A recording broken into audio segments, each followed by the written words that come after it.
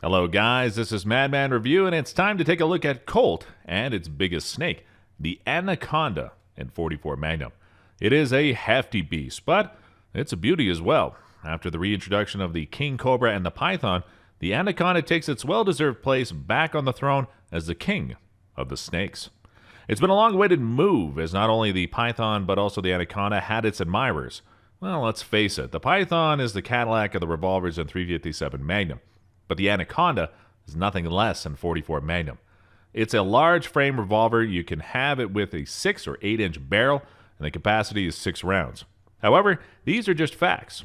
What you need to look at is the balance, the trigger, the tight cylinder lock, and the finish.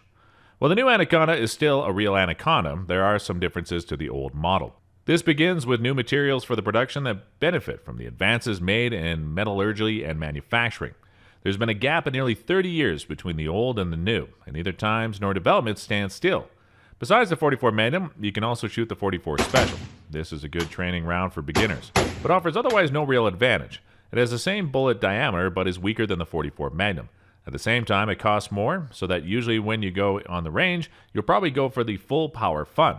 This is also a better training overall, as you do not want to go easy on the range and be surprised by the recoil when you really need to use it, be it for self-defense or hunting.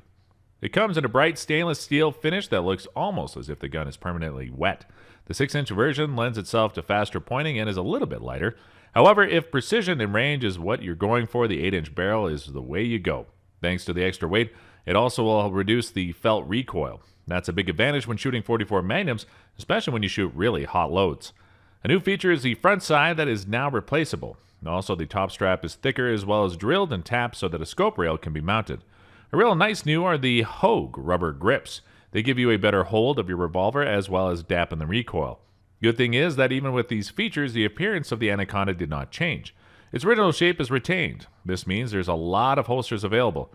Also, the shape of the grip is still the same so that there are enough aftermarket options out there. Taking a closer look at the new Anaconda, one gets a very good first impression, especially the fit and finish are way up to the Colt standard, and in one word, outstanding.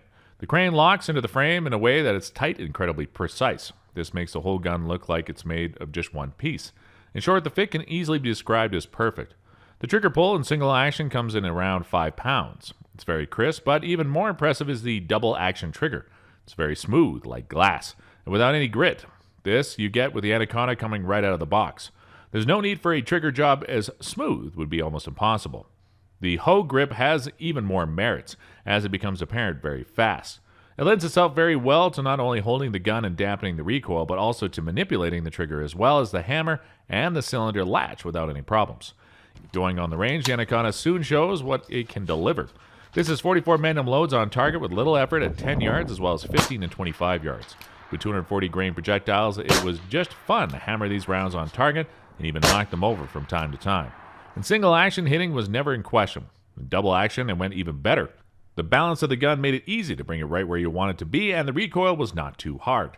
Some shooters might complain about the serrated trigger face, but it's nothing to complain about. In fact, it helps get a good control of the trigger and keep it feeling for when the shot is about to break.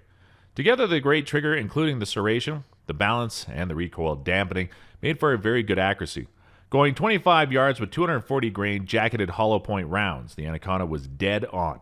With a muzzle velocity according to the manufacturer of 1,210 feet per second and an energy of 780 foot-pounds, this was as real as it would get. Grips of 2 inches or less are no problem to achieve at this distance, and they would be better with a little bit of extra practice. This was shooting from the bench to make it as fair as possible for the Anaconda.